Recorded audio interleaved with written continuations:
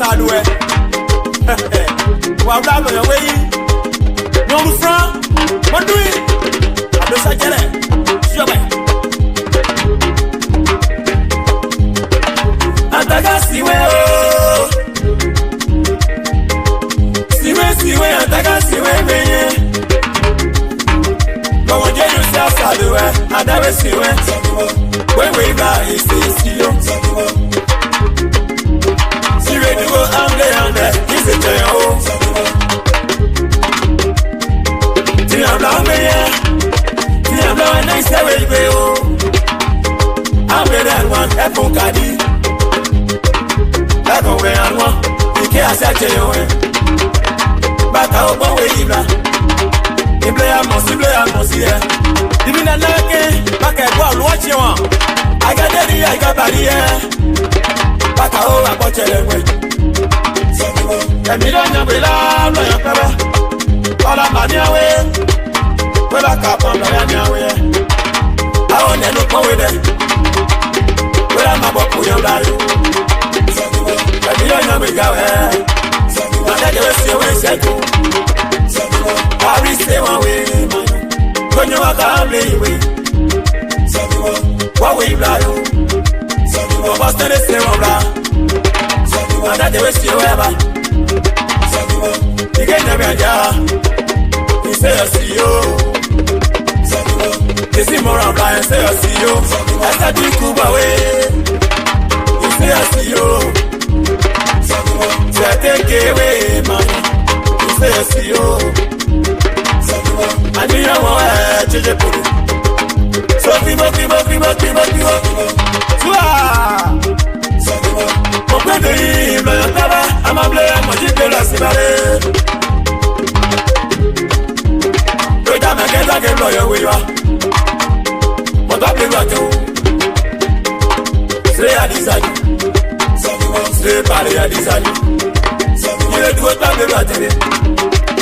But you feel that anyway, you. Daniel Sayo, Saya Chela won't play on you. Mono to a go. Was the one that does that power?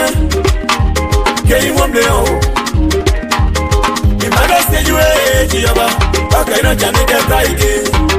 Don't tell me why don't lie on the you. Can't pay them my hand. We want to buy the give. I'm not carried by the way.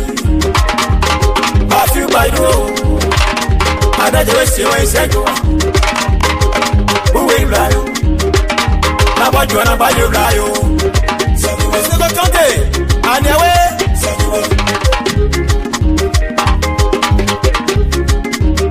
Oh, Jesus, I don't know. I can't see no help.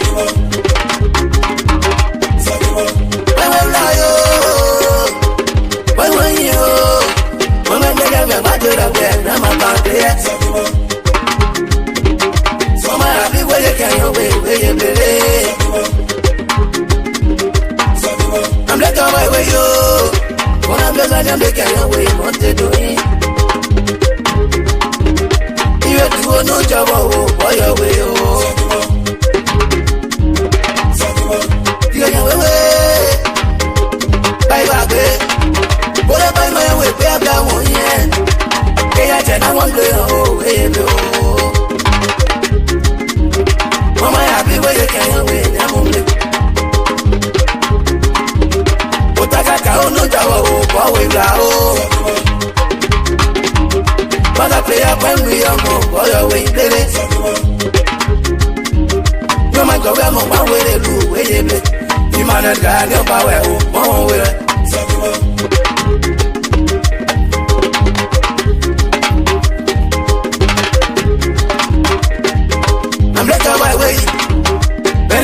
No job, boy, away.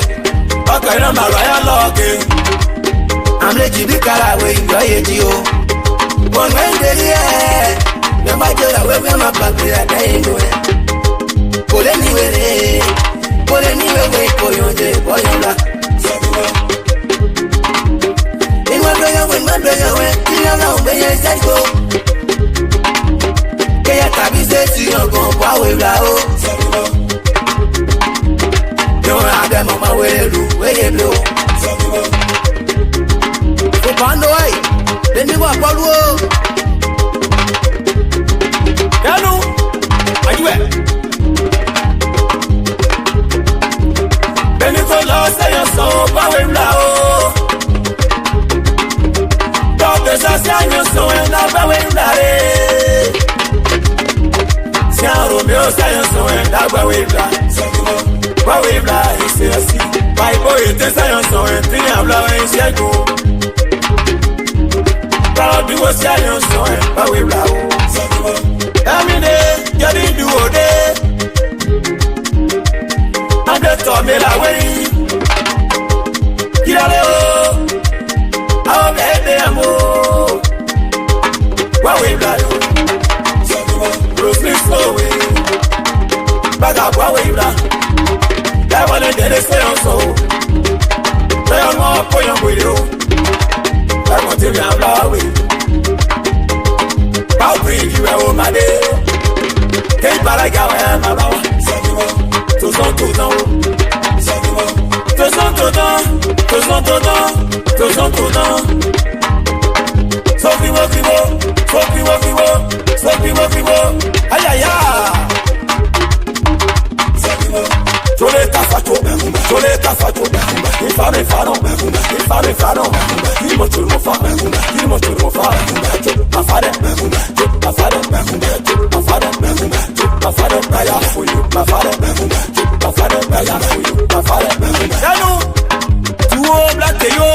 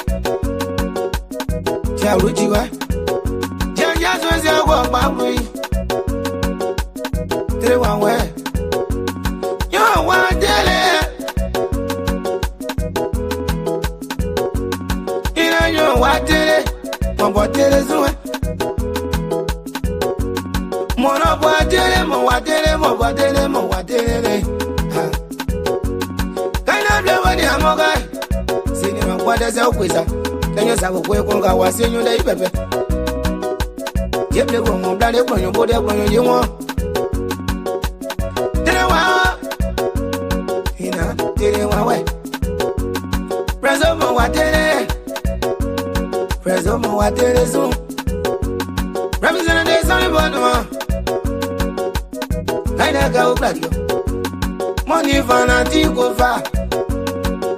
Representative. Speaker of the House. Radio. Capon Polio. Ilanyo Matia.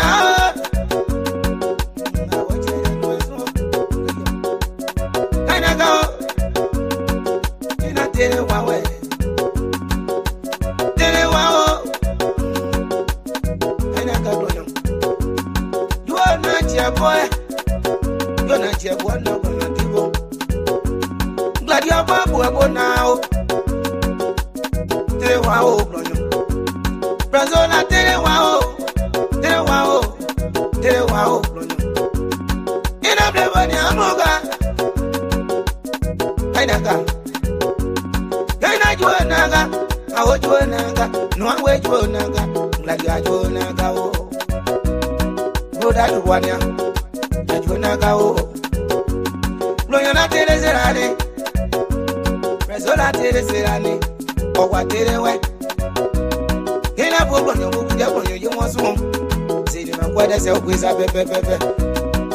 Money we blow man decide you. Tere wa o.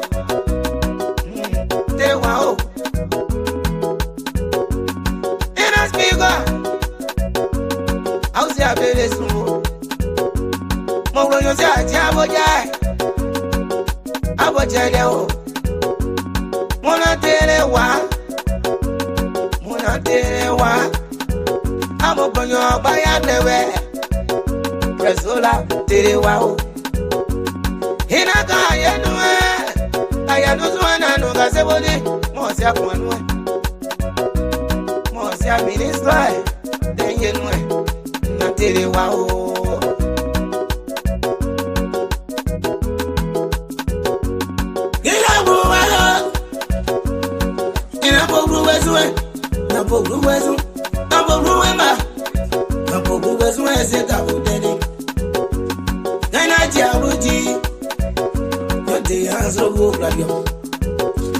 Money no hand inside you. I walk your baby sumbo. No budget o. You na tell wow. And they say ya inside you. Man say you got you. Do well. In that do one years one. In a do naga. In a do naga. How are you naga so? Ina tere wa o brono. Brazola tere wa o kwagala tere wa. Ola tere wa o kwanaga. Blani amoga. Ina be uni amoga da jibwe lo brono ngwe. Da jibi aswa. Lo brono ngwe yo. No we mono jiyo. Ina mono jiyo brono.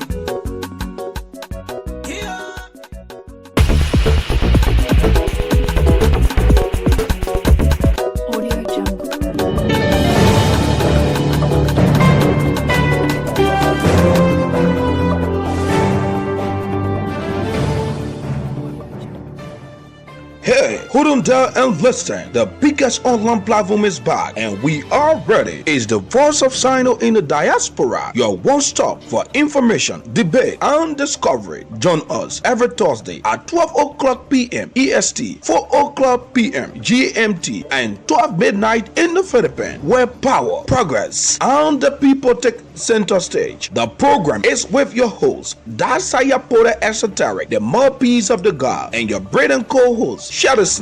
They are bringing the heat, the truth, and the talk every single week with spotlight, sports, education, politics, and so much more. Listen and listen very well. The program features deep dives and critical analysis from Patrick Bolue and Pickens Jadia. Don't miss out. Catch us live on Facebook and YouTube. Just search Voice of Sinoe in the Diaspora. The program is every Thursday, and you know why? We bring the conversation to you. Voice of Sinoe in the Diaspora, where your voice matters.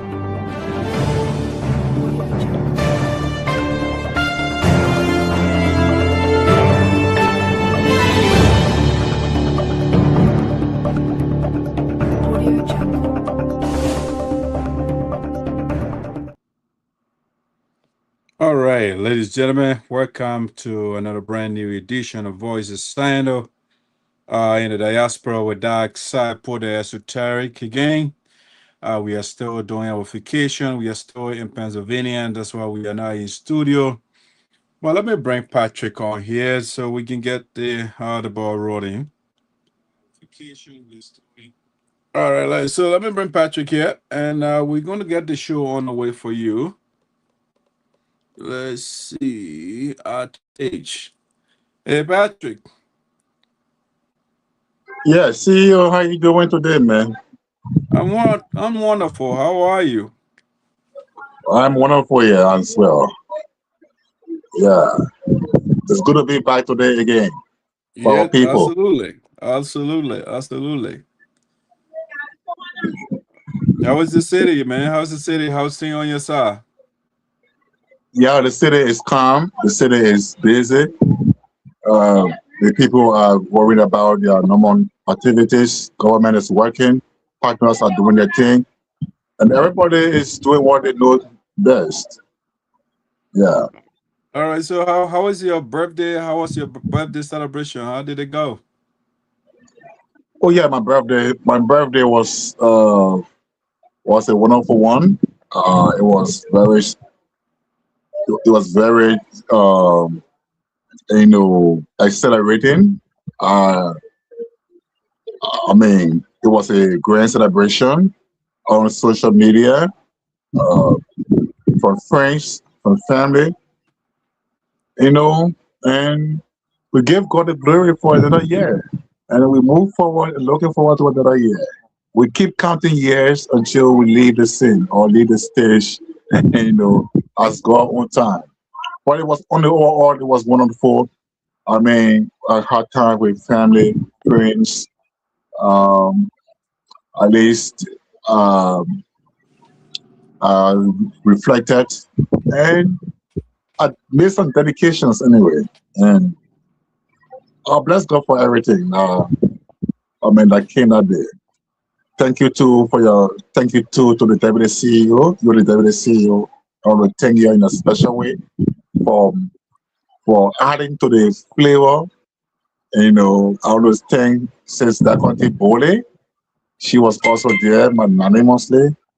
And the Sapa Portable Chairman, Honorable Kuya Wale. He was very magnanimous, generous. And then Master Davis. I think so far so good. Yeah, those are the individuals that added in that went the extra mile, when about the celebration. I want to thank all of you for giving me a wonderful day. Great, man. Yeah, it feels good, man. You're a wonderful gentleman.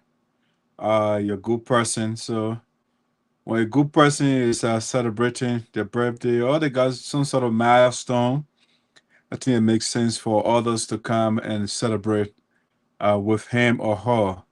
All right, so yeah, so that's. I mean, I just wanted to begin the show as usual. How we begin the show here.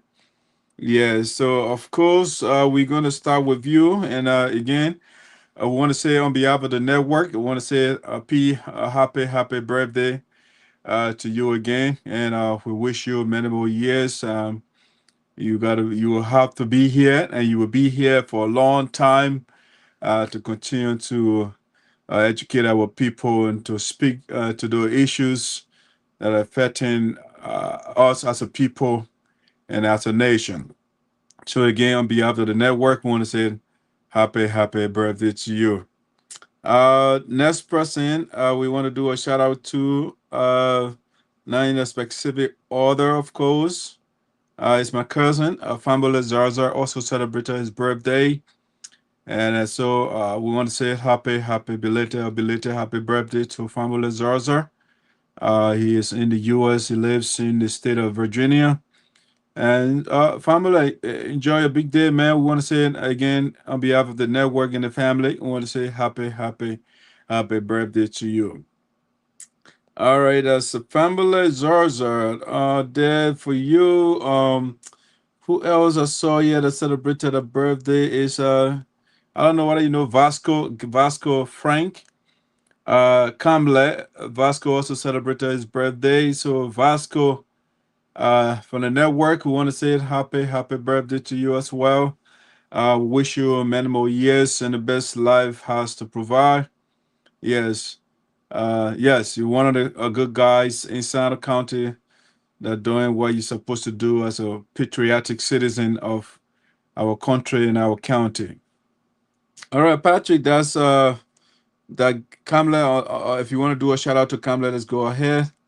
Yeah, my big brother, Frank Vasco Kamle. Thank you for your service, everything you can do. Happy belated birthday to you, and I'm wishing you many more years to come, big brother. Keep on the good work. All right, that's Vasco there. Patrick, are you hearing? Are you getting any feedback from my end here? Any feedback? Are you good? No, My ear. no, it's good. No, it's good. It's good. It's good. Okay.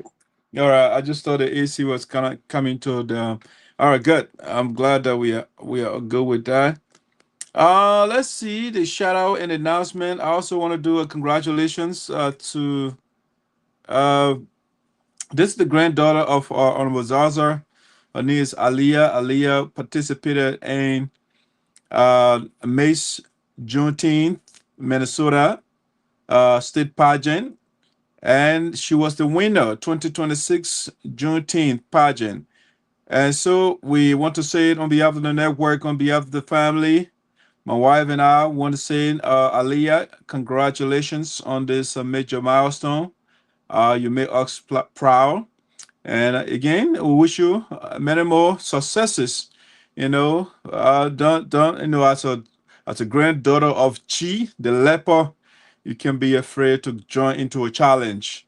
And you got in the entire state of Minnesota, Juneteenth state pageant, and you came out as the victor. We want to say again, congratulations, and we wish you many more successes. Patrick, go ahead. Yeah, I'm not surprised. I'm not. I don't know. The From the household of the Abraham of the Sapo nation, Sapo people, great people will always. Will always rise. Will always succeed, and will always achieve. So I'm not surprised. I'm also congratulations to the granddaughter of the great Matthew Jesus, and the Abraham of the Sapo people. Yeah, congratulations again, girl. Enjoy your day. All right, that's Aliyah there. Juneteenth.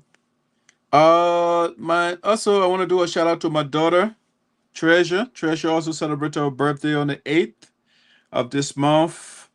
And so, Treasure, Daddy said happy birthday to you.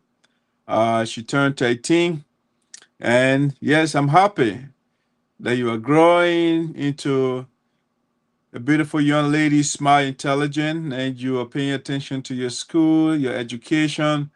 That's the best that I want for you guys to go and improve yourself and better yourself, and so that you'll be a viable and good, a responsible citizen uh, in Liberia, in the United States, and the globe as at large. So again, but Daddy says, happy birthday to you. My birthday mate, yes. My birthday mate, it was one of us celebrating with you on the same day. We June people. We are great people. So I'm not surprised, into the great child you are, the great woman you are growing into. All right, that's Treasure there. Happy birthday, Treasure. Another one, Patrick. This I think it's a shout out. It's the wife of Reverend Nathaniel Gates Sr. Our convention is coming up, and we're trying to highlight people that are coming forth now to take care of their payments and stuff like that. And so Lisa Gate, Mistress Lisa Gate, also she has paid her sitting fee. She paid for her fabric, $50, and then the sitting fee is $100. Mrs. Gate has taken care of all of that. So I want to say, Mistress Gate, I want to say congratulations and thank you so much for stepping up to the plate, for taking the leadership role, and we ask the other members to do the same. Yes, thank you, Mr. Gate. Patrick, you want to do a shout out to Mr. Gate for meeting your financial obligation? Yeah, indeed, that's my father there. And Lisa, I hope I got the name right. Happy birthday to you, Mama, and thank No, it's you not for. it's not a birthday. She, the convention Oh, payment, she met her obligation. sorry, Yeah. sorry. Okay, yeah. I mean, that's what a good wife would do always. All right, that's what a good wife would do. She will go side by side with her husband to do. To help the people, and everything is just about the people. I want to thank them for meeting their obligations right in time, not waiting for the time to come closer, but right in time, you just push it in. I want to thank them for that. All right, that's Mistress Gate there.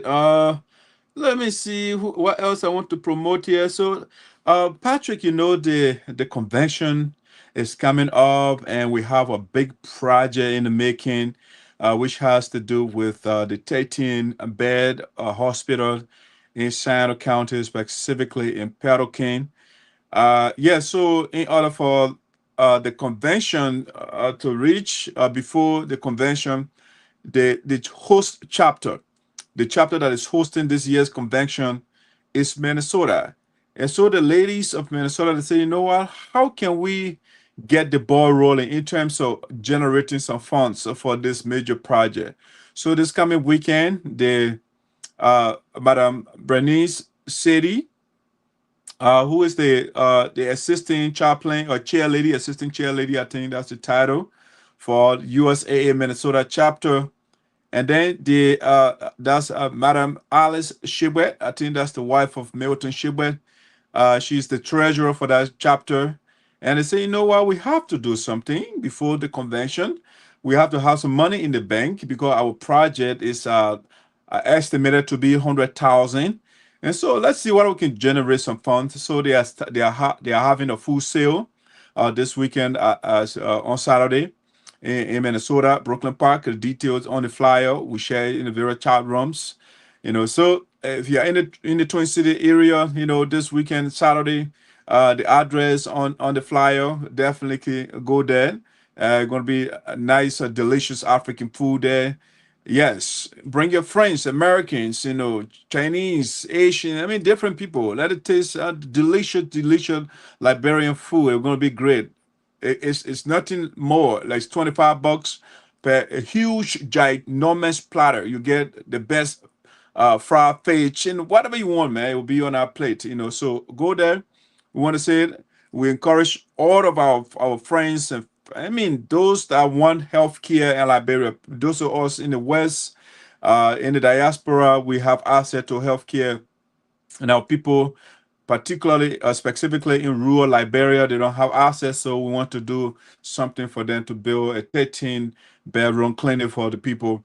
And yeah, so we are generating funds for that. So be in Minnesota, Brooklyn Park, to be specific, and support our local chapter there. Patrick, any thought on that? Yes, the people, the development planners will always say early preparation prevents problem. So, in order to get the ball rolling or to put themselves in a better position, they have to prepare, themselves adequately, because the essence of every convention, all the conventions people are holding here and there, yes, family reunion is an important part of it, but it always boils down to fundraiser or money. It's all about money. So the people want money to come and make interventions back home here. All right, all the things our government feels to give us, so the people try on the side to buttress government or maybe provide them for the people. So that food sales is very important, and we are encouraging all nearby states, residents of nearby states, at least to drive in, okay, and share time, share phone, make a contribution.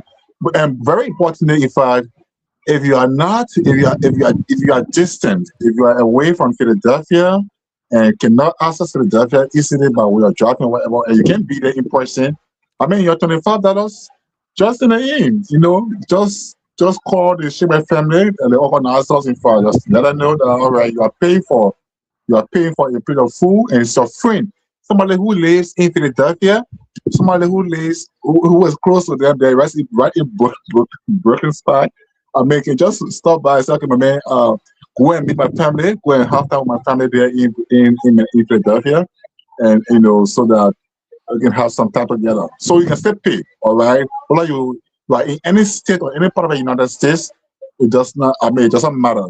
You can still pay by way of Zelle or way of paper or cash out, and whatever means you can get them we can pay by that means, and then send somebody to go on your behalf as well, or maybe if it can be a free will donation to the organization as part of your contribution to the organization's project. Thank you. All right, Patrick. Thank you. Well said. Yeah. Yeah. So let's see. We'll have to do all the preliminaries here. I think I put out here the granddaughter of Mrs. Asa Aliyah, when she won the Minnesota Juneteenth pageant, 2026. Let's see. Let me get this one. Patrick, this one, it's a little bit a big one. So what I would do, we're gonna be right back.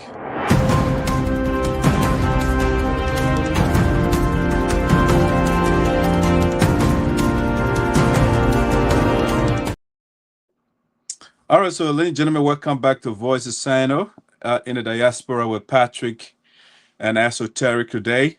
The USAA North Dakota chapter president, his name is Emmanuel or Charles Emmanuel Tia. The man got married on the 5th of June. All right, so we needed to reflect this development. It's very important. So Emmanuel and his wife Dorothy, they got married in North Dakota, and so Mr. Tia and Mr. Tia being the national publicist for USAA on behalf of the office of the president, and on behalf of the board of directors and the membership of the USAA, and by extension the elders and the ancestors. We want to say congratulations on your wedding, man. That's a big step that you took, you and your wife. That's the way to lead, to set an example. That's the way to go, man. So we want to say congratulations on behalf of the network and the people of Sinoe County. The spokesperson says congratulations to you and your wife. Patrick, that's our local chapter president of Dakota, Emmanuel, got married. Yes, Emmanuel, thank you. Congratulations. Thanks for walking in the shadows of the great esoteric. Yeah, the great esoteric. I mean, the man is showing you the way so much more. Yeah, man is showing you the way so much more. But congratulations, brother. That was a great determination. That was a great decision. Yeah, man, you took. He who finds a good wife or finds a good thing. Okay, and behind every successful man stands a very good woman.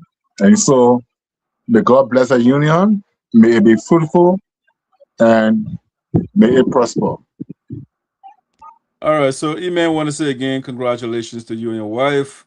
We wish you more money and no doubt many babies. We have to increase our population so that we can be like the Chinese, the people that have the second largest population in the world, or better yet, will be the Indians, to have the largest population in the world.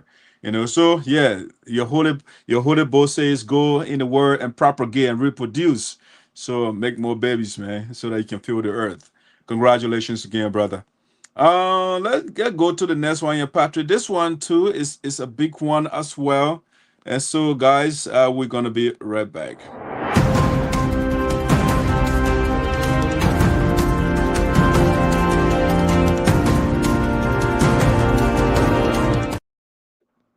So, Patrick, this one is our co-host Shirley Sneh. Let me see what I can get the actual flyer that we prepare for that. Let me put the flyer here so we can be on camera. All right, so our co-host Shirley Sneh, during her book launch, yeah, something surprisingly happened, something that she wasn't expecting, happened there. And so she has been talking to this gentleman, the gentleman on the picture there, on the flyer. They have been talking. And so, of course, they have been talking. And so she was having a book launch, and the brother flew from Chicago, Illinois, to go and support Shirley, on her book launch. But surprisingly, Patrick, the brother popped the question, and of course, Shirley accepted to be the support and the buttress to the brother. For some reason, I can't remember the brother's name, but Patrick, I want to get your view. You know, what do you make of this move? Is that the should I call it the epidemic or the pandemic or Darke Saryorpodeh that is spreading within the community? And if not the world at large, you know, you seen, I mean, all my people, they are getting married. Emmanuel, the chapter president, just took the step, and Shirley now, her man just proposed to her, you know. So, yeah, Patrick, what you make of this move, man? It's a huge breaking news for Voice of Sinoe. Yes, Shirley. Shirley is she's an accomplished young woman. She is one of the few women that I know, that carries substance and virtue. And so I am not surprised. And I like the way she did it. I like the way it all happened. And, when a woman has substance, when a woman has impeccable values, and, a particular man will be sitting somewhere and will think to himself how he can tap into that value. And I like the way it happened. And that with all Shirley has accomplished in education, and in humanitarian acts or humanitarian deeds, in everything that she does for the community, for her family, and for people back home in Liberia, she needs not carry this burden alone. And the fact that she has not, the fact that she has even added another portfolio of authorship, and yeah, that alone. So I think the guy look at the guy studied terrain management. He looked at the whole terrain. He said, "Oh, this lady, this is a woman." And there's a certain moment where she's launching her book and she's sharing her experience, that emotional experience from the 6 years experience as a mother, and then coming right in that 26 years period. From the 6 years period of all she has accomplished, she only left one thing down to complete herself. And what happened was just a completion. It was a fulfilling moment, of everything she has been able to achieve over the years. And I want to congratulate her actually. The guy got good eyes. He got eyes for good things. Yeah, and getting Shirley, and I think he made the right decision that day. And Shirley's acceptance too is a manifestation of the virtuous woman she is, and the dream she envisages, the dream she has envisioned, and everything she has prayed for in life. And her family and everybody in the say congratulations. We look forward to the wedding. I know it's going to be a grand wedding, but I mean, this is all Madison's doing. This is all Madison's the Madison's effect. Okay, we call this the esoteric effect. All right, and it is taking place all in the union. Yeah. So Shirley, congratulations to you and your boy. All right, so Shirley, I am really excited and suffused with euphoria and elation to see you to take this major step, or for your boyfriend to take this major step. It makes me happy, as leaders on our platform. I think it makes sense for us to lead the right way. We cannot be here holding our local leaders accountable, and then we are not doing the right thing. So this step is a major step for you. I'm glad that you are, I'm joking to say, you are on the bench of the single lingual bench, but you are off. You are gradually getting off of the bench of singleness. So I want to say congratulations to you. And yes, we can't wait for the big day, like Patrick Ryder pointed out. Yes, you are leaving Patrick and Perkins on the bench of singleness. And hopefully they're going to mimic your example since you are mimicking me now. But the race is not over yet until the final day. But we want to say we are happy for you, the entire team. We are happy for you. We want to say congratulations.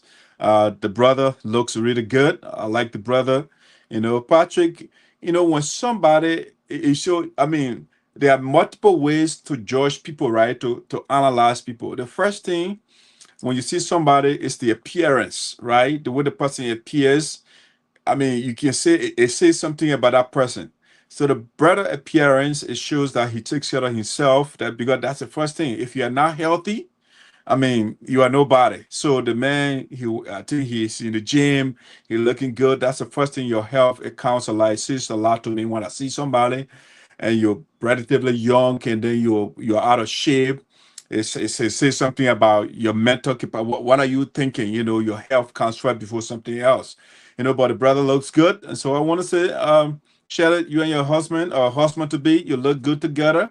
And we wish you all the best, man. Congratulations on your engagement. All right, Patrick. That's I think those are the updates that we wanted to share with our viewers. Yeah. Yeah, yeah, You want to say something? yeah, I'll but go ahead. yeah, but quickly to remind you, we cannot proceed without also highlighting one of the biggest birthdays today. Oh, Senator Gordon Chase celebrates his birthday yeah, today. yeah, yeah. Absolutely. I got it on the agenda. Sorry, I didn't put it on the flyer, but I got the honorable picture here. So Okay, let do a shout out as well to our lawmaker. Yes, that's right. Go ahead. good. All right.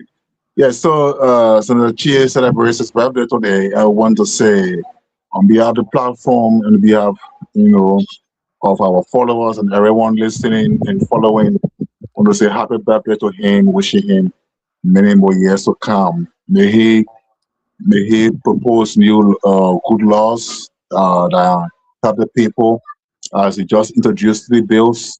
May he also make sure that the Senate honor his leadership as the chairman on judiciary human rights payment petition.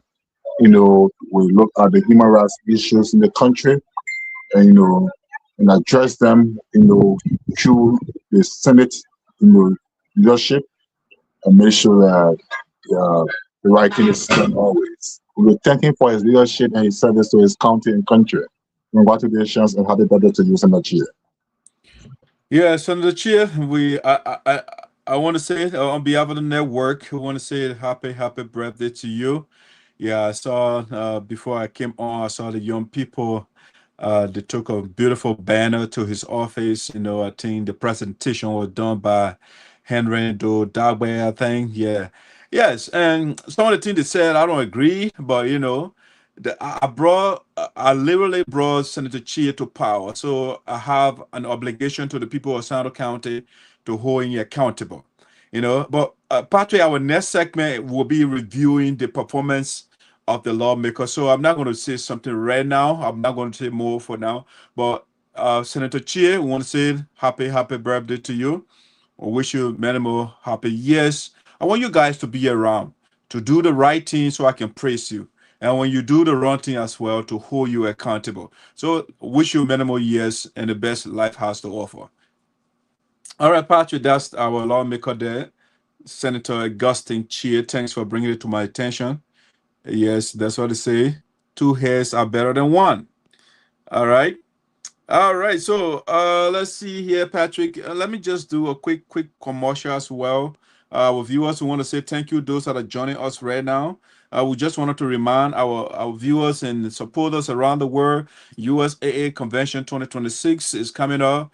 It will be held in Minnesota. We'll talk about the full sale shortly. Now a while ago. So the convention is August from the 18th to the 16th in Minnesota. And we encourage you, man, to be there. It will be a wonderful convention. Yeah, all the leaders will be there. All the members, your old friends, that you are not seeing, family members that you are not seeing long time, they will be there as well. So come and support us. We have a major project at the clinic. Yes, in Liberia that we want to build. We'll highly appreciate uh your presence, there to support us. If you can be there in person, donation will be appreciated. If you are single as well, we have multiple beautiful, gorgeous ladies that are, some of them, they are single. They will be there as well. You never know, you will meet your partner there, So come there, be part of the convention, August from the 13th to the 16th. Thank you, gentlemen. Patrick, thanks for allowing me the opportunity. You will get to meet, our current leader and the former leaders of our union. Green Coach Dio will be there. College Abele will be there. Obaku Yema will be there. Francis Clark Myers will be there. And of course, the current president, Honorable William Mane, will be there. So be there and come and support a noble cause. All right, Patrick, just wanted to share that information with our viewers. Let's get to one of the major things that we want to talk about. I think we talked about Shirley already. I wanted us to take the light one and then light ones from out of the way. So let's talk about this. The chiefs, we I think that's something you put on the agenda. The chiefs, the president, I think try to put their own payroll, something like that, before July or by July 2026. So what do you make of that? Why at this time the president wants to put the chief? Why not from the beginning?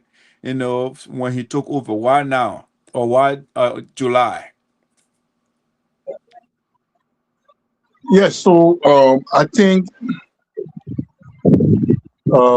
President Boaка, he did not just come to power, as a president, to be president, but he came to fix the country. He came to rescue Liberia, and by rescuing Liberia, you have to overhaul the system, that knows the problems affecting the system and everything. So one of the things that one of the first things he did was to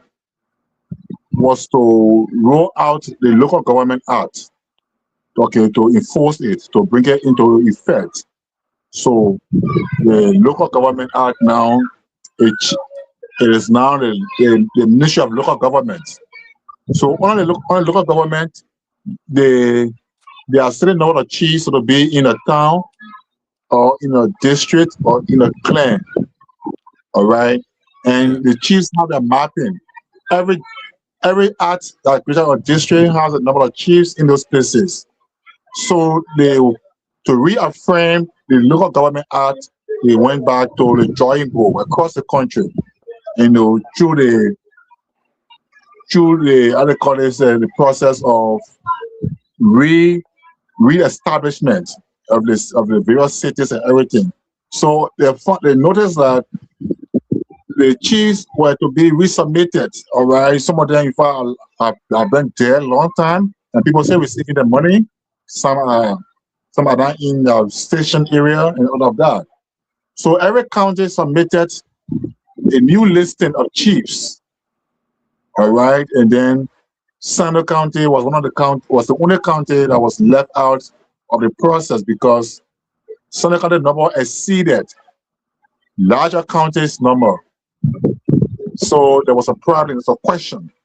I think we talked about it last time, about 400 plus persons from Sinoe alone. So that number needed to be harmonized and compromised to reach a level that is considerate. So the president now, I think, having been informed of the completion of that list and the processing of that list by the local government ministry, he has seen it wise now for them to start receiving their pay. So that is from December to June. So from December to June, it simply meant that the chiefs may not have been receiving their pay. Okay. So now they will be receiving their pay, as the president said, by July. But the question I want to ask is, are they going to be paid retroactively?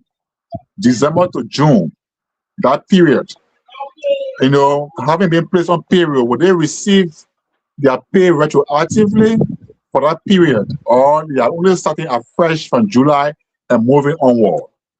Besides that, the president also promised bosses, for the chiefs. Each county will have a boss. All right. And so we also asking, even though right now we are bought pickups and motorbikes, but where the pickups and motorbikes? It hasn't been too long. It hasn't been more than 3 years since we have bought the pickups and the buses. Are the pickups and buses still available? Are they functioning? And the buses that will be bought, how are they sustained and maintained? Can there be any good result out of them too? So yeah, and so far so good. That's why it's happening. But we have not confirmed also to whether the Sinoe County chiefs have been placed on the payroll yet. We have not confirmed yet whether the Sinoe County issue has been resolved fully. In the full extent of everything that was happening, whether the Sinoe County list is now compromised, it has reached a level, or it is still something that remains unresolved. All right, Patrick, just some clarifying questions though. What exactly are the job responsibilities of the chiefs? What do they do? And do they have like an office space because they say to transport them to work? Where do they work? And what are their job description? Yes, so the chiefs do a great job. They have a work description as per the law, and in fact, the chiefs they work in a way like in a military or paramilitary, or maybe like the way the government is set up. Okay, so for example, there are three lines of chiefs. Okay, so the town chief, the clan chief, and the paramount chief. So they structure them in a way for local leadership in the community, where you don't have police, where you don't have, or even before you should reach the police, the chiefs are the one who intervene in the community. For example, they say, for example, in the community, you can fight or you can insult publicly. When that happens, the police does not go in immediately because somebody stood in the town and caused each other. All right, but before it gets to the police, the town chief will handle that situation first. Okay. So does the town chief, they got police force? How do they get whoever, like you say, somebody committed a crime and the person is at large? Yeah. So the town chief has a messenger, and the town chiefs, the chiefs are the custodians of customary and traditional laws. They are the custodians of customary and traditional laws. So the government does not use customary law in the court or in its administrative decision. But the chiefs are the ones who are left. That whole part of the pre-colonial existence, before the settlers came, the same way the people were living, the same way they were dealing with a situation, that particular aspect of life, of their existence, of their operation, the government, they left it like that. And that they still have control over. For clarity though, what would be an example of traditional and customary law? What would be an example? Okay, so for instance, let me use VOSD as a case study. All right, in VOSD, a man is not. No, people can steal. You can steal. You can fight. You can cause. And in certain creeks, you can fish in certain creeks. Or where the women can fetch water from, that particular area they can fetch the water, and you cannot fish in that particular area or swim there. Now, at this point, when you still those laws still exist there. When you do any of those names now, if you do it now in VOSD, the town chief, the person who sees you doing any of those, or who sees you causing, will take a complaint to the town chief. The town chief will send his messengers to summon you. Now, when you come to before the town chief, you will investigate, conduct his hearings, okay? And when he gets to a hearing, he will tell you, saying, for what you have done, you are killing one goat. You will kill one goat and you will cook 50 cups of rice.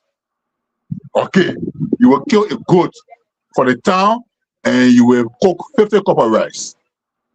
Okay. If you say no, or maybe you will say no, you can't do it, you may appeal your decision. You have the right to appeal your decision to the clan chief. So you go to the clan chief and say, oh, but the town chief in that place there, the way he handled my case, it's not fair. You're telling me to kill a goat and even cook 50 cups of rice because I was caught, fishing or causing or stealing. And the clan chief will summon the town chief and then review the case. Review the case. If the town chief was right, the clan chief will what? Will sustain or will uphold our ruling, our decision. Okay. If you are not satisfied again, if you are not pleased with that ruling of the clan chief now, you also have a last chance to the paramount chief.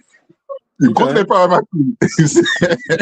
The paramount chief, the town chief, and the clan chief handle my issue. And I'm like, hey, I think they are cheating me. So I have come to you.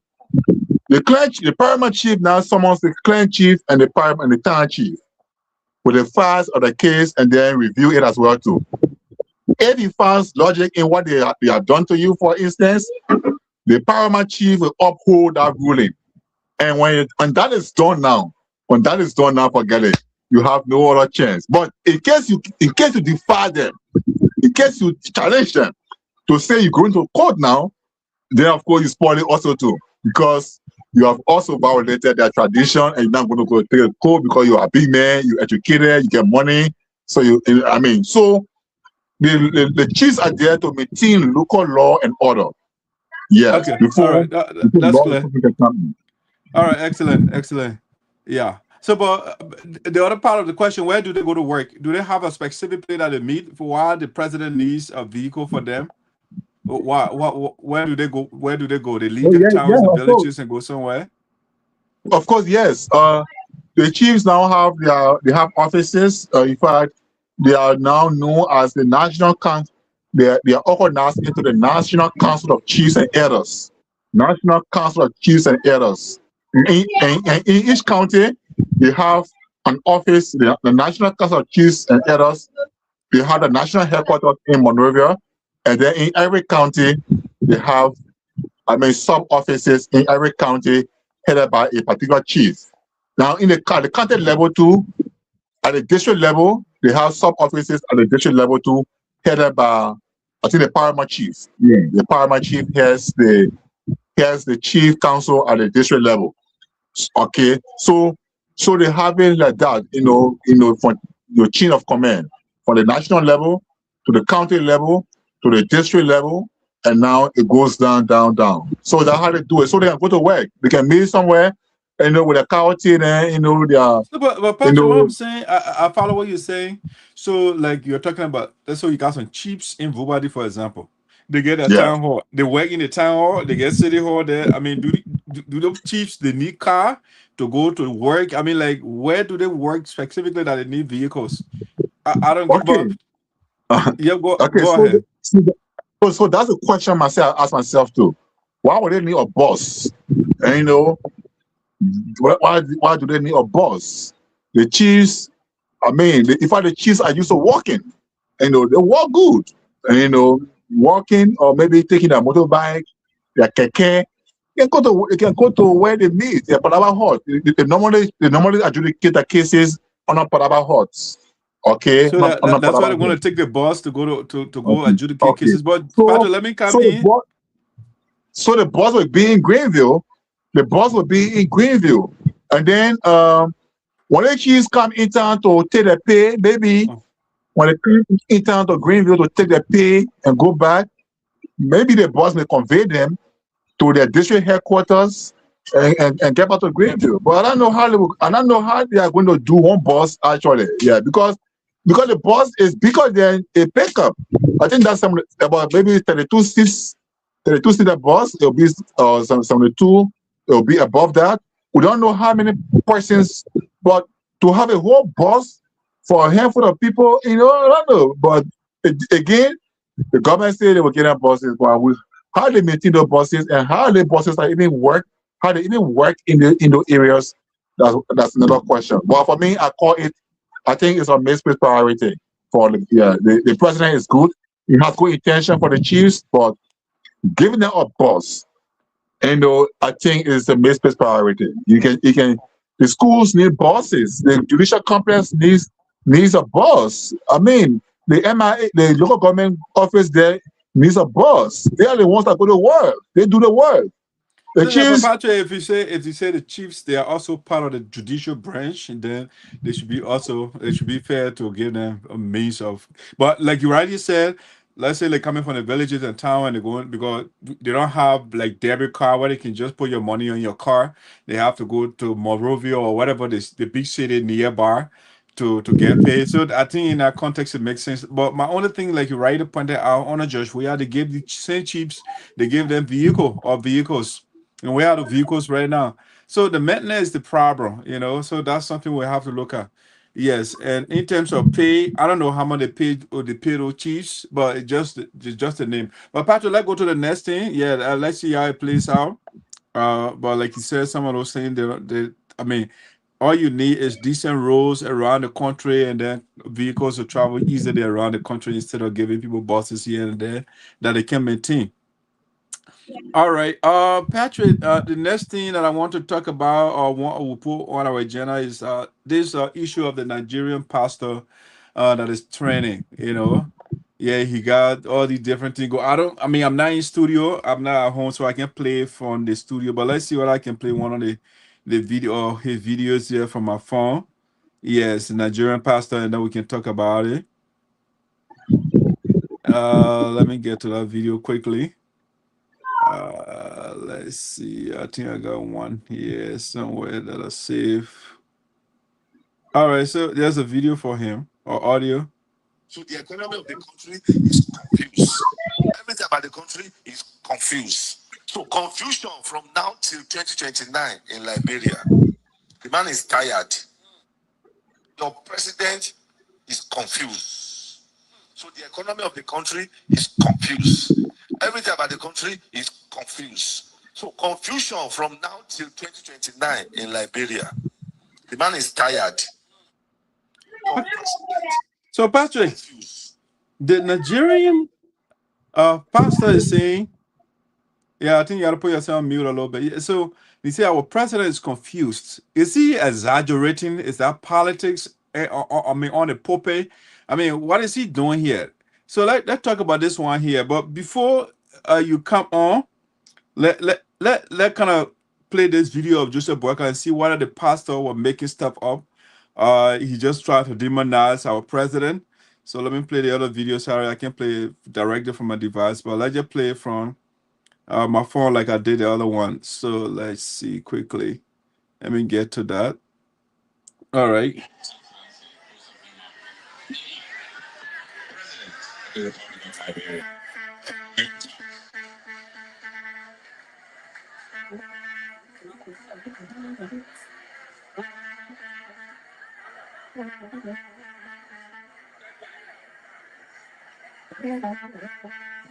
Excellency, President Bola, I will now. Excellency, Joseph Bola, President of the Republic of Liberia.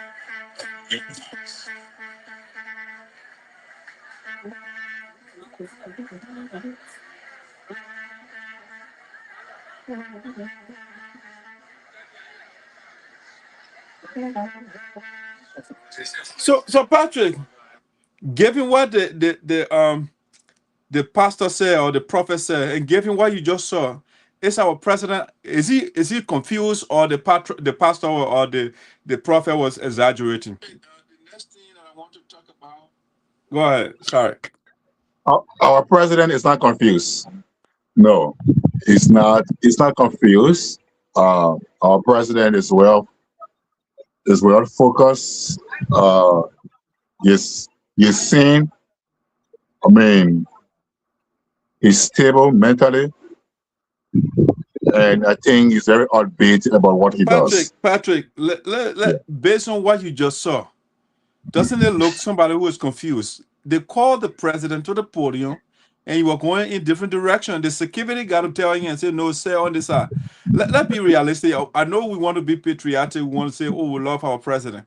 Does he not look confused based on what you just saw? No, I think what happened there was the president forgot one thing that has always been a tradition. Every pulpit or every program the president addresses, there is always an executive marshal pulpit, different from the general pulpit that the organizers use. So when the president got up from that seat, it was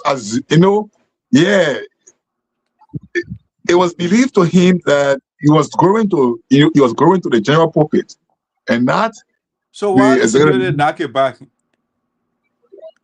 If he's not confused, why the security went to him? You want me to play the video again? Let me play it one more time for the audience. Is Joseph Boyka confused? No, he's not confused. Let me play it one more time. One more time.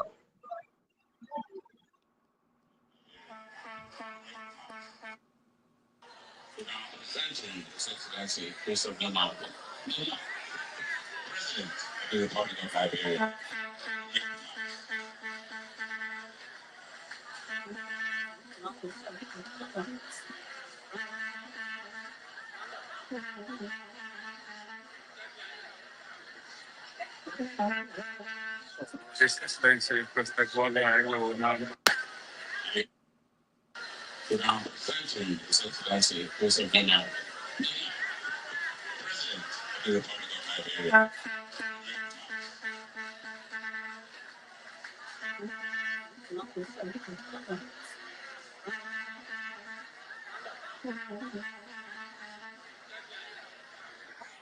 Patrick, again, let be realistic here. It's the Nigerian. Hold on. Before you come on, let me do this one more time, please. Give me a second here. It's the president. The president is confused. So the economy of the country is confused. Everything about the country is confused. So confusion from now till 2029 in Liberia. The man is tired. Your president is confused. So the economy of the country is confused. Everything about the country is confused. So confusion from now till 2029 in Liberia. The man is tired. Patrick is just about tired. They called the president of the Republic of Liberia to go to the podium. He went in totally different direction. And the security had to actually escort him. The man did not want to tap his shoulder. The man held him by his shoulder until he carried him to the podium. The man escorted him all the way to the podium. Is President Boyka confused? Let be frank with our audience here. Let us not do it. Realistically speaking, okay, in all frankness, the president is not confused. Yeah. So what happened? Explain to us what happened over there. The video that we just played. What happened? What happened over there was something like the president was taken off. Yeah. I believe his concentration was, the country Liberia can make you to think and beyond your imagination. So the president relaxing himself, thinking about how to solve some problems or certain issues the country has been confronted with. When he woke up from that seat, all right. When he woke up from that seat, it was like he was going to execute something, with immediate effect.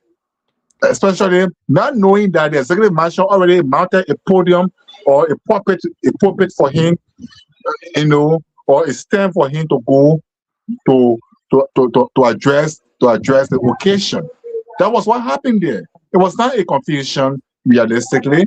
It was not that somebody lost their mind or somebody never knew what they were doing. You know, it was just, yeah, it was just taking off for that moment, and then later on they went and said, "Oh, for Excellency, there is the podium." So he was going to where he thought to have stood to deliver his message. Patrick, he said he thought, you have to understand, this man is not a blind man. He got eyes. Okay, it will be understandable to say, you know why he's a blind man, so he going in a different direction. The man saw he been sitting over there. All right, the people have been speaking for a while before they call him, so he should know exactly where the podium is. But the man does not. He does not know where the podium is. When they call him, he going in totally different direction. It's just like we're actually confused. Patrick, let's be honest with our people here. The man seems to be confused. Honestly, he knew what the podium was. He knew what the why podium did he was. go in different direction? Okay, so what he did not understand at that moment, was where he was supposed to what? Take his stand. Yeah, but there was no two podiums over there. There was just one. Where he was supposed to take his stand was where he did not understand. And you know, yeah, but this things happen. The president, for example, I mean, an 80-year-old man, for example. 81-year-old man. 81 years. Okay. All right. 81-year-old man, and you know, I mean, you should not be surprised to see he's confused. I mean, so but I want you to acknowledge the fact that he is discombobulated. Let's be frank. I don't want to call it confusion. I don't want to call it mental instability. What name would you give? What name would you give it? I just want to call it an unintentional. How to call it? An unintentional. Part of the fact that you are struggling to even say what you want to say, it tells me that you are being deceptive to the audience. No, but what means? The president was not being discretional. The president was not being discretional. He was not. What does that mean to be discretional, Patrick? What is that? Okay, so the president woke up from his seat. They call him. He woke up from his seat, and saw.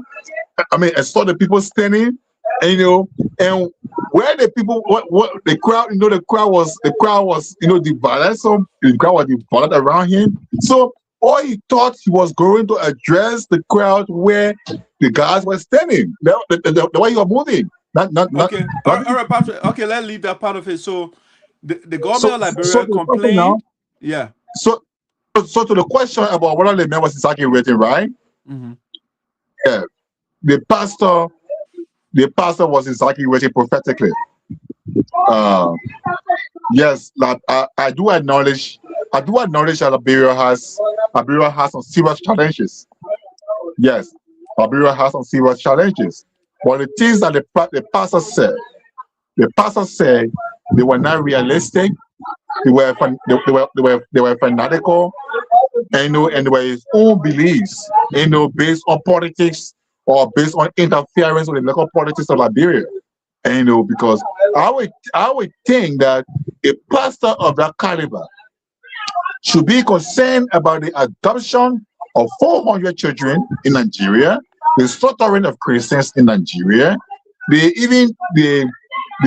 ambush into which the Nigerian military failed recently. Patrick, that's a rare herring. That's a rare herring. You're trying to take our attention from the issue. That's what you are doing. The question at stake, the man made a specific claim about the president of your country. The man said the president is confused. The entire country is confused. The economy is confused. All right. And then we'll show you a video of your president being called on stage to speak, and he is going in totally different direction. And the people, his security got to they held him by his shoulder and carried him to his seat. Is President Boyka confused, Patrick? Honestly speaking, President Boakai is not confused. No, Okay. he is All not. right. I cannot force you to think The otherwise. Now, economy, the question I want you to the, address, Patrick, the question I want you to the, address is what is on the screen. The president, the government of Liberia complained the Nigerian prophet to whom? okay. So now, yeah, so this is what the government aired. Yeah, this is what the government aired. And this is where I think the president should take some action against those who wrote a letter to the government of Nigeria. Yeah. This is where the government erred. The government shouldn't have written the Nigerian government for a comment expressed by a private citizen. All right. If it was an official of the government of Nigeria making that claim, then of course it becomes a diplomatic issue. And but a private citizen, I mean, I don't know how many times the US government or other governments wrote the Jamaican government about songs Bob Marley and others sang against other governments. All right, we can tell. I don't know how many complaints the US government wrote, to the Jamaican government.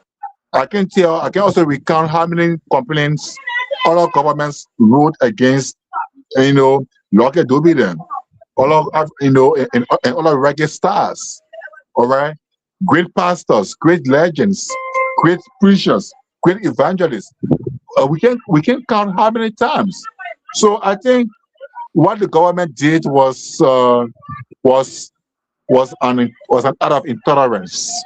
Yeah, it was an act of intolerance, and I think it was a violation of religious freedom, or religious freedom or freedom of expression to complain somebody because they said something about your government or your country. No.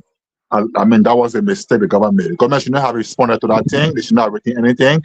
And even the citizens of Liberia, the Liberian citizens, government officials, I mean, everybody on Facebook say they reacting, they insulting. Patrick, let me come on. Let me come on, please. Go ahead. All right, put yourself on mute, please. So I will start from the statement of the prophet. Whether he's a prophet or not, that's a different thing. But the man exaggerated, but he said the truth. Okay. His statement about President Boakai being confused, that is true. That is no exaggeration or hyperbole over there. No hyperbole. But when he said the entire country is confused, I don't agree with him on that. Well, if he was in that context, if he were using that expression as synecdoche, then it would be true. Because President Boakai, because synecdoche is nothing but a part representing a whole or a whole representing a part. So if you were using the expression to say the country is confused, but that if you were referring to the president confusion to cover the entire country, then I agree with him. But he said the president is confused, the entire country is confused. Part of it, there's exaggeration right there going on. I mean, that I don't agree with him. But when he said the president is confused, the video clearly demonstrated that Joseph Boakai is confused. The man is 81 years old, Patrick. You don't expect an 81-year-old man to be cognitively, 100%. All right.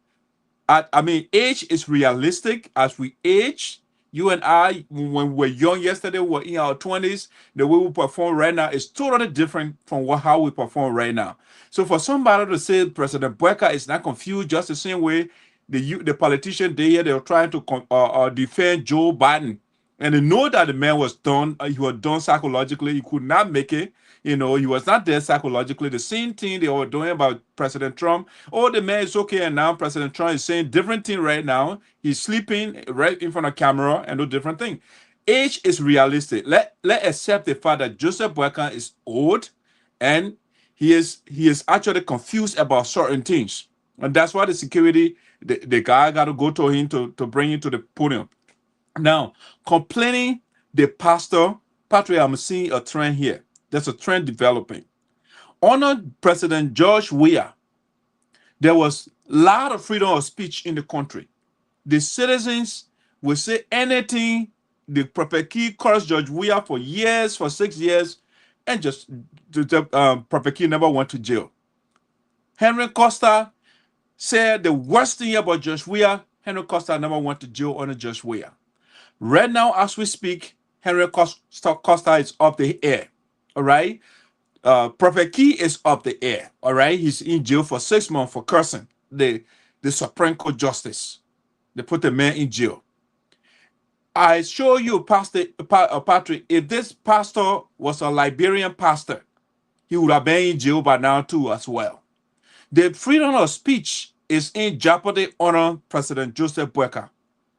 All the people that are robust against, I guarantee you, if Stanton Witherspoon was in Liberia, he would have been shot out, he would have been in jail by now. Okay? The only reason Stanton is on the air is because he's out of the country. He's in the United States. Okay?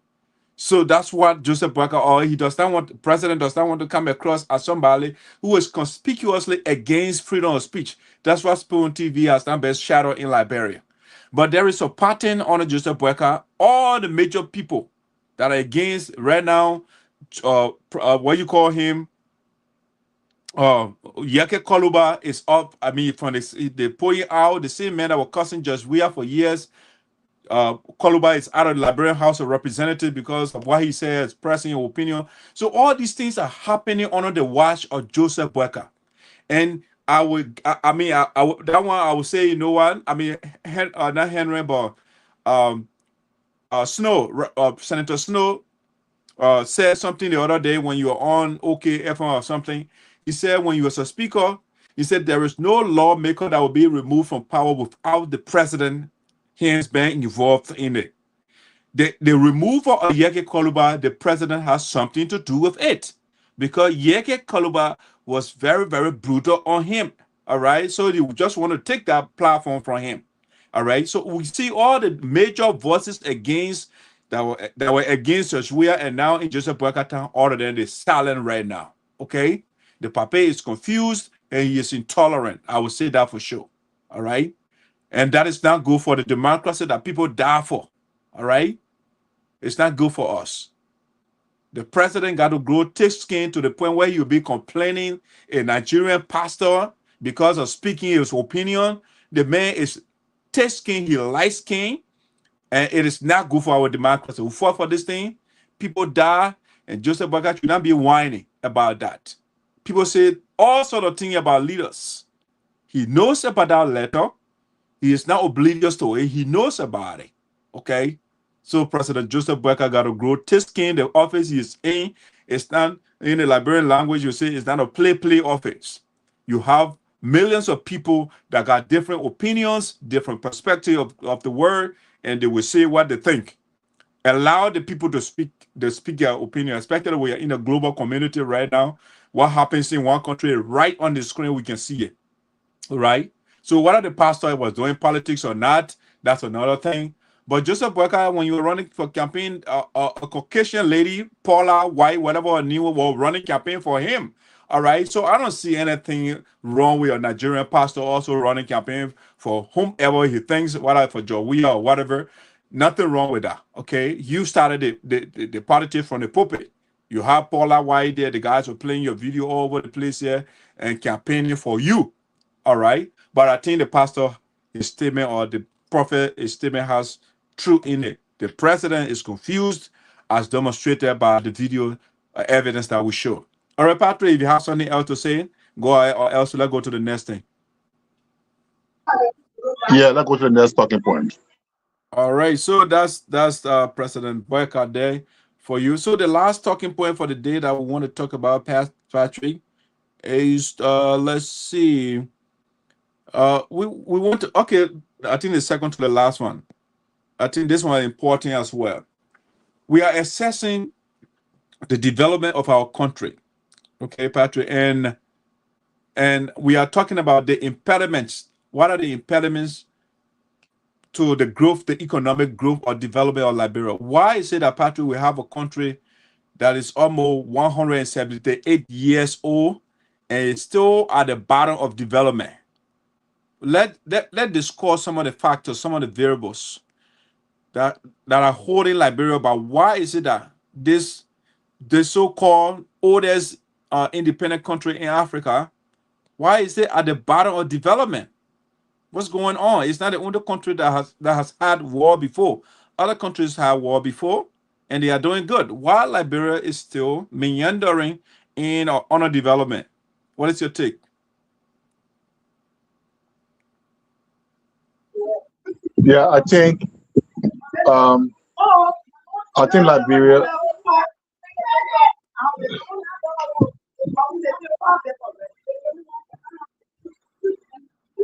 Yeah, I think Liberia is lagging behind. Liberia is at the bottom line of development because the people. Patrick, the people, are they closer to you? They're very loud. The people are way also, but my man, the place is too congested. Also. Oh, okay. All right, go ahead. All right.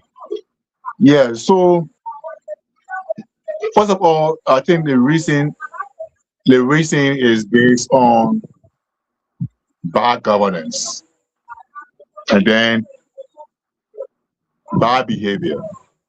The citizens have a bad behavior towards development, and the government who practices all the years. The government practices bad governance, because it is bad governance that that takes away the vision of the people or the government. Our government and our development should be driven by citizens, participatory and decisions. But for instance, if you look at the way our government does its planning, it doesn't plan for the next generations, or it doesn't plan for the next decade or for the next 50 years. Okay, so the government in power will always want to do things for the next election. Now, one major factor, government past and present, the priorities are based on the next elections, not the next generation. So because Liberia has a different approach, the country goes nowhere. And the citizens too. I mean, the citizens too, they depend on government to do it all. Yeah, we don't have engineers that go out there, plan projects, plan proposals, and bring the government and say, this is something that you can do that can give you money. People go to school in this country. After school, the next thing you want to find out, the next area you want to find out in government is in government position. So we go to school here for jobs. Yes, that's the first priority. That's the first thing. In countries that are developed, the people go to school who are in school, their priority is not a government job. People go do professional work, they go do engineering. They aren't doing it to go and get into some government position. No, they do it to help the country. So I think the government lacks vision. Yeah, only vision can make it a plan. The government lacks the proper roadmap, what it needs. In the next 50 years, what will the country be? All right, what will the country be in the next 50 years? So when every time government leaves power, everything breaks down. You see, every time government leaves power, everything breaks down. And what keeps happening? And those are the things Thomas saw for which he held on for 27 years. Because Thomas feared that what he started for example, if he had left sooner, they were all been gone. And so he held the power for 27 years. And today, for example, at least he didn't do much, but the few that he did still lives on today. And and it just hard, my brother. It just hard. But like the Liberian government and the people their mentality towards development is different. It's bad, and that's a reason.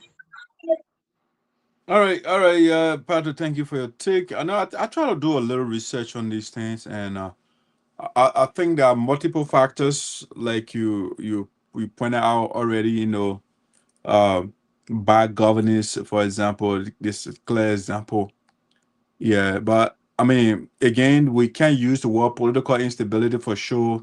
The war impacted Liberia, but since the war, it has been several years now. The same thing with Rwanda had a war before, and they have passed that level. They are doing one of the best countries now in Africa, you know. But I mean, you use a lot of offensive words, but I think corruption is one major variable that causing the underdevelopment of the country. Corruption is a terrible, terrible thing that holding the country back. You got few persons, our lawmakers actually telling us that they got 20% of the corruption in the country. Yeah, so that's something serious. You have political leaders and foreigners. They are dividing the money. How do you expect the country to grow? So your county senator, Creighton Duncan, told you the political leader, they got 20% of the corruption, and then 80% goes to the foreigners. So the foreigners and the political leaders, they share the resources. That's why you are not having development in your country until those things are corrected, until the political leaders are held accountable, until the foreigners that got 80%, according to Creighton Duncan, are held accountable, and the money, the resources, that 80% coming back into going into development, okay, schools, agriculture, and those different things. And that 20% the government officials are eating, according to Creighton Duncan, those monies, the resources are invested into the economy to create jobs and different things, and solarize and electrify the country and get pipe-borne water. The country will not go nowhere. Okay, so our political leader, the man who wants to be the president of the country, diagnosed the problem. He told you he make it very simple. We, the people that are in power, we got 20% of the blame, and then the foreigner got 80% of the blame. All right, that what your lawmaker. But besides that, Patrick, our over dependence on raw materials is another thing that causing the underdevelopment. All right, we depend on the gold and the diamond, the iron ore. I mean, countries that are developed right now, Patrick. In addition to those things, they are investing into technology, engineering, mathematics, and those different things, right? And that's how, I mean, the competition right now between China, U.S., and other countries is in the area of technological revolution. Okay, all right. So we are still depending on raw material, those things, and that's one major variable for which we are not growing. All right, we got poor infrastructure. You can't have a developed country, Patrick, and you don't have infrastructure. You don't have roads. You don't have airfields. I mean, like airplanes and airports, state of the art. For commercial activities. You don't have roads. You are doing gravel road, and people are clapping for the president for doing gravel roads in the country. All right. So you have poor infrastructure. That's one variable that causing your underdevelopment. Patrick, you have weak education system and human capital. All right. Your human capital will be strong if you have potent, robust educational system in the country that will educate the people. All right. But some of our children, they graduate, they can't even write a letter. At least now AI is here.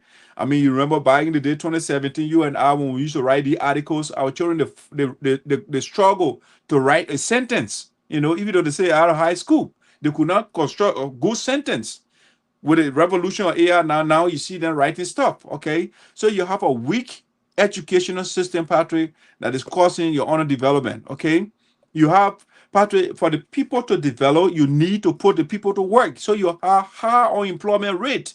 You have young people that are sitting around doing nothing. All right, they are unemployed. So the unemployment rate, because the people got to work, and then they will develop they will not depend on government. They will build their own houses, they will establish their own businesses and different things. But the people are unemployed, so no resources coming to the people. All right. So that's one variable that causing the underdevelopment of Liberia. You have limited industrialization. You need to industrialize. Okay. The country needs to be industrialized, and that's how you get developed. But you don't have that. There's no, I mean, fuel industry, you still got Sinoe saying 1847. It's monopoly. It has no competition. All right. So you have, Patrick, you're not producing food for yourself. You have weak agricultural activities in the country. You have to be able to produce food, feed your people, and send food out of the country. All right. And export some. All right. All the countries that are developed are what they are doing. But you can't even feed, we can't even feed ourselves. We can't produce rice. That's how bad it is to feed ourselves. Right now, we are hiring Burkina Faso to come and make farm, and you do 60-40. When the people make the farm, they get 60% of the produce, and you get 40% because you can't make your own farm. So, Patrick, those are some of the things that causing the underdevelopment of Liberia. I can go on and on. You have inadequate access to finance. In the US here, Patrick, you can go to the bank. If you get credit, they give you a loan. You to sometimes they got business loan to start. So how many people, how many persons in Liberia will go to a bank and you get a loan to start up your business? You don't have those things. Okay. So there's a lot of things, Patrick. I can go on and all of that. But you have terrible health, the health challenge in the country. All right. You have a people, they are not even secure in their own country because you have a terrible healthcare system. All right. So the health challenges in the country is causing the underdevelopment of the country. You have a brain drain, Patrick. The people that got the intellectual power that live in the country. When you see when they come back over there just to get a government job and loot from the country and send the money to their family overseas. Okay, so the brain drain is another variable. You have a small domestic market, Patrick. That is another variable. Your domestic market is very minute, so you don't have a lot of economic activities. You don't have a lot of business activities going on. So, Patrick, those are some of the variables leading to the underdevelopment. Until we start working on those things, I gave you at least 14. All right. Until we start working on those things, our country will be where we are today, man. We have to do better than that. All right. So, unless you have something else to get, let's go to the last one and we can call it your day. Patrick, are you there? Yeah, I'm here. Go ahead. All right. So, but what I want us to do is, I think we've been on for a while, and I want to defer the last talking point to our next show. What do you think? Yeah, absolutely. With my background being noisy, I agree. And so let me just say something and then close up on this edition of the program.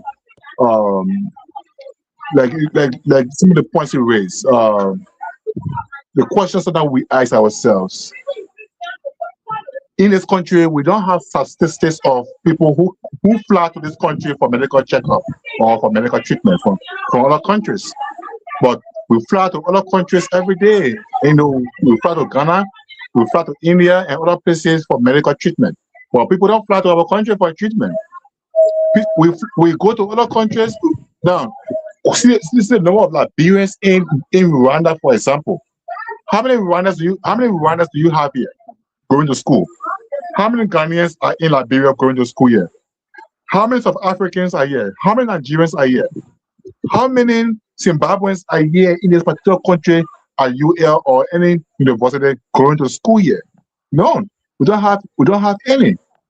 So you see right here, so we lost it. Whole country, 179 years old, got only one international airport. One. So if an enemy countries and sees the airport and sees the only airport, how do you get out of the country?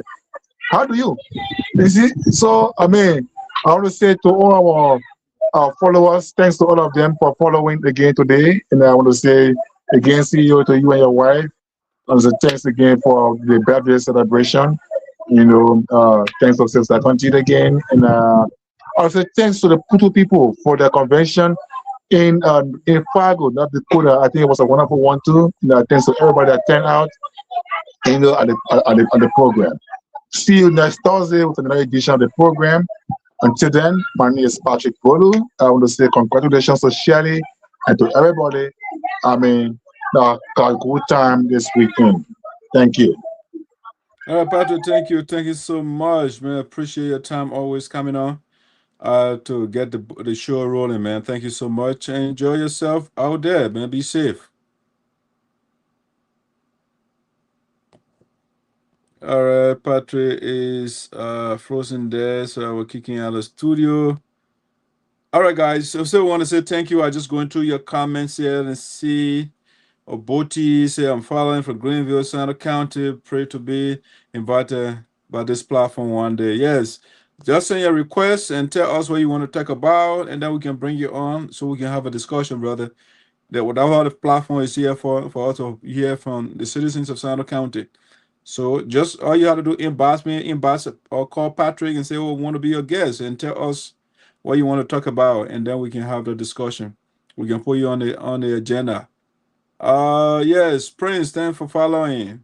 All of you, I want to say thank you so much for following us.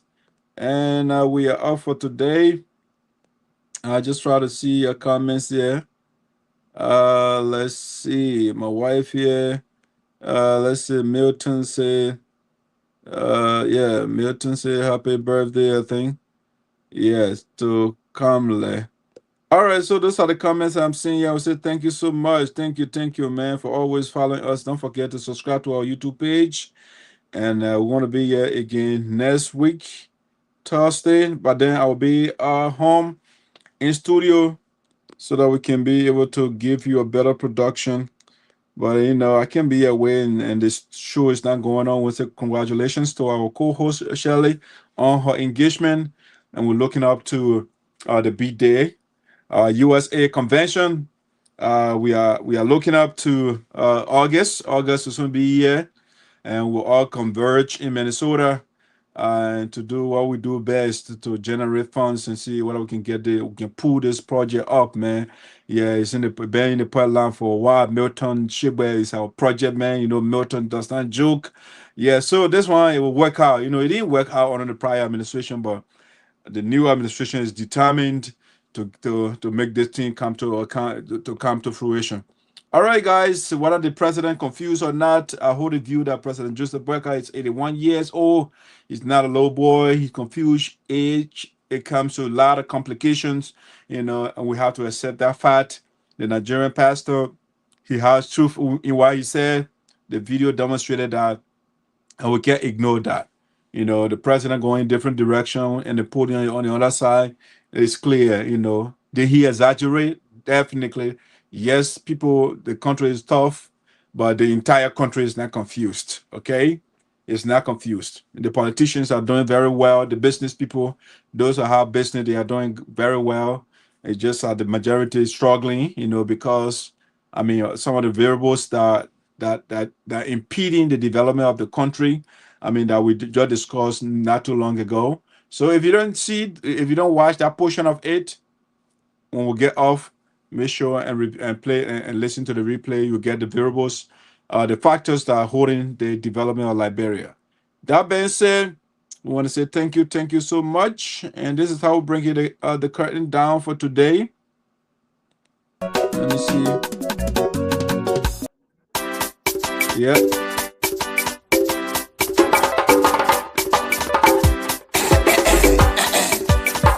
Carry the Kulemo boy alongside Prince Neil Tari on this wall. I'm there for you, yeah. For you, I'm there for you, yeah. You so know I'm for you, you want me for you, yeah. But I'm there for you, yeah. Mama, yeah. I'm there for you.